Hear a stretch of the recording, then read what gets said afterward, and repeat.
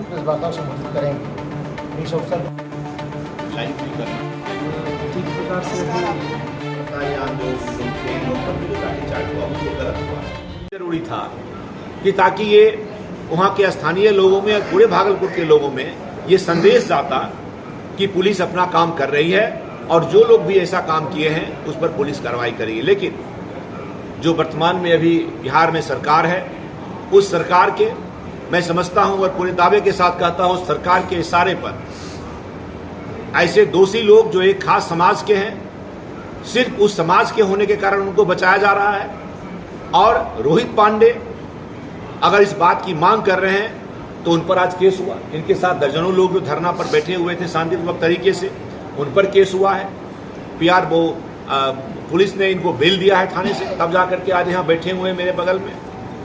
तो ये पूरी तरह से बिहार में जो एक आरोप लगता रहा और लोग बोलते हैं, जदयू के लोग, आरजेडी के लोग, ये भाजपा के लोग सांप्रदायिक हैं, लेकिन आज जो लोग सांप्रदायिक है उसको बचाने का ये प्रयास किया जा रहा है।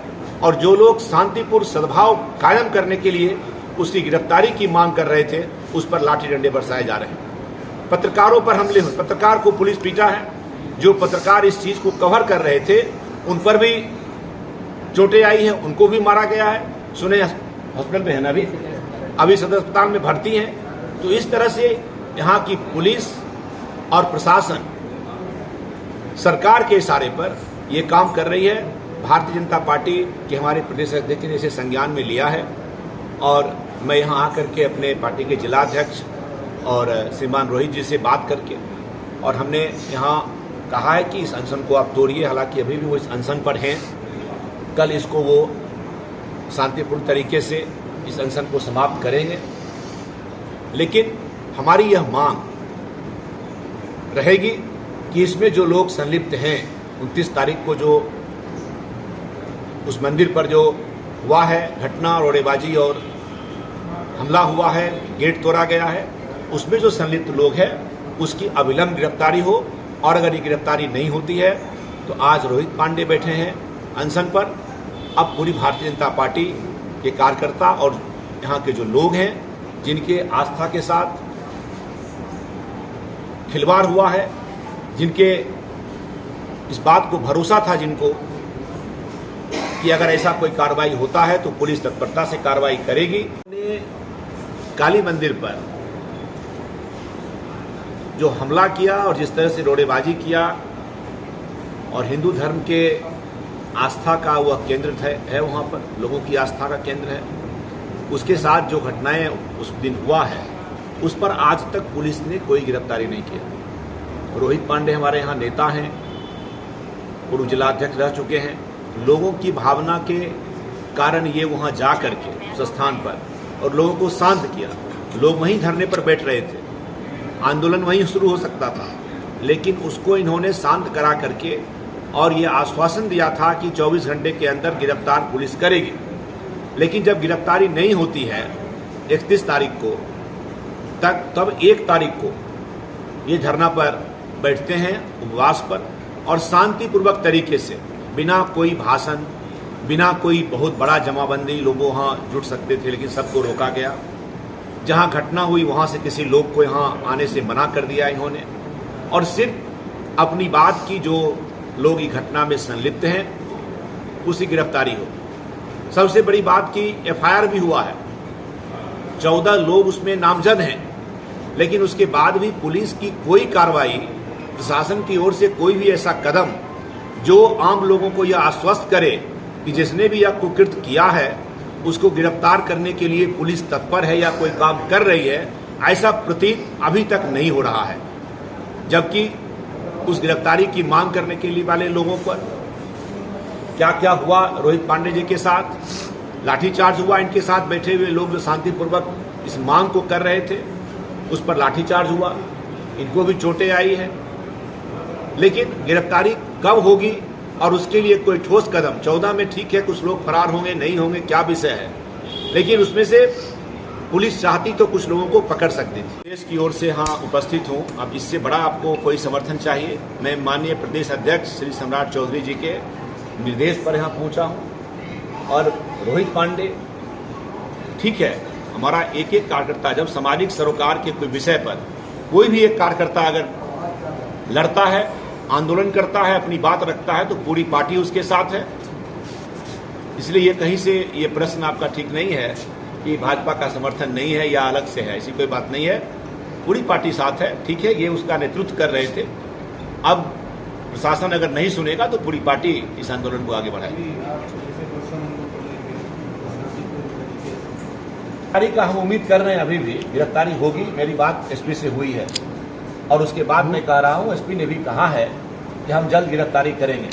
मेरी फोन से आनंद जी से बात हुई है, यहाँ से जो एसपी हैं, और उन्होंने कहा है, एसएसपी हैं यहाँ के, और उन्होंने कहा कि हम जल्द गिरफ्तार करेंगे और इसलिए अनशन उनको तोड़ने के लिए भी कहिए। तो ये हमें भरोसा है और एक बार हम चाहते हैं कि उनको मौका दें, लेकिन अगर वो गिरफ्तारी नहीं हुई, कार्रवाई नहीं हुई तो आंदोलन होगा फिर। देखिए, ये अल्टीमेटम नहीं है, यह एक मांग है और ये मांग इसलिए है, आप उसको रिकॉर्ड कर लीजिए। मैं मांग इसलिए कर रहा हूं कि जो लोग आहत हुए हैं, जिनकी भावनाएं आहत हुई हैं, मंदिर पर हमला होता है, मां काली जिसके प्रति आस्था है लोगों का, और उस पर जब हमले हुए हैं उस मंदिर पर, तो जिनकी आस्था पर चोट हुआ है, उसको कम से कम इस बात को भरोसा रहे कि जिन लोगों ने ऐसा किया है उन लोगों पर पुलिस कार्रवाई कर रही है, उसको पकड़ रही है। तो हम इसलिए चाहते हैं, हम चाहते हैं भागलपुर में शांति सद्भाव रहे। लेकिन जो लोग यह नहीं समझ पा रहे हैं, उनको लगता है कि जो लोग बोलेंगे उनको पकड़ के अरेस्ट कर लिया जाएगा, उनको डंडे से पीटा जाएगा। तो ऐसी बात नहीं है, फिर बहुत सारे लोग सड़क पर उतर जाएंगे। इसलिए पुलिस तुरंत कार्रवाई करे। मैं आपके माध्यम से यही कहने के लिए आया हूँ। मेरा आना हुआ है और पिछले 29 तारीख को मुहर्रम के उस जुलूस में जिस तरह की घटना हुई है और उस घटना के बाद लोगों में जो आक्रोश है, उस आक्रोश को शांत करने के लिए हमारे पार्टी के पूर्व जिलाध्यक्ष, पार्टी के हमारे प्रत्याशी भी रहे श्री रोहित पांडे जी ने जो भूख हड़ताल और अनशन का कार्यक्रम किया था, उस पर जो घटना घटित हुआ है, इसके बारे में मैं ये कहना चाहता हूँ कि हमारी सिर्फ ये मांग थी, हमारे नेता और यहाँ के पूर्व प्रत्याशी रोहित जी ने जो मांग रखी थी कि 29 तारीख को जो घटना हुआ था उस काली मंदिर पर, जिसके प्रति पूरे भागलपुर के लोगों की आस्था है, और उस आस्था के केंद्र पर जिस तरह मुहर्रम में शामिल लोगों ने जो पत्थर फेंका, गेट को तोड़ने का प्रयास किया, दान बक्स पर प्रहार किया, और इस सब सारे चीज़ों के सबूत भी हैं और सोशल मीडिया पर ये चल रहा है। आज हमें लोगों ने दिखाया भी है, आप उससे अवगत होंगे, आपने भी देखा है सर। और उसमें आज तक कोई गिरफ्तारी नहीं हुई।